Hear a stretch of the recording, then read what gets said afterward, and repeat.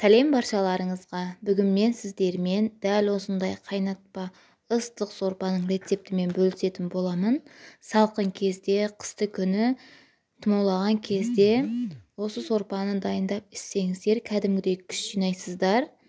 Міндетті түрде дайындап көріңіздер. Алдымен маған тіркеліп, лайк басып, комментарий қалдыруды ұмытпаңыздар. Қазанымызға суымызды құйып алатын боламыз.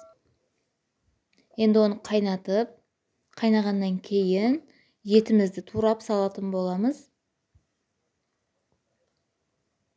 Өздеріңіздің қалауларыңызға байланысты қандай ет қолдансаңыздар да, менде бұл сиырдың еті. Енді турап алған картошкаларымызды, пиязымызды, сәбізімізді салатын боламыз. Пиязымызды майдалап турап аламыз. Енді томатымызды салып, жақсылап араластырып, қайнағанын күтетін боламыз.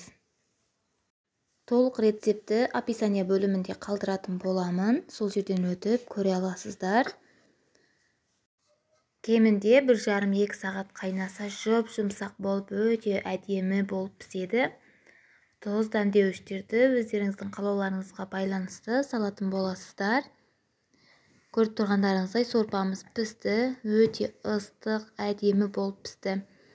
Дәмді, кәдімгідей күш беретін сорпа. Міндетті түрде дайындап көріңіздер. Егерде рецептерім ұнаса, маған тіркеліп, лайк басып, комментарий қалдыруды ұмытпаңыздар. Және де қоңырауша белгісін басып қойсаңыздар, бірінші болып шыққан видеомды көре аласыздар. Видеомды соңына дейін көріп, қолдағандарыңыз үшін рахмет. Алдағы уақытта басқа да рецептер шығаратын боламын.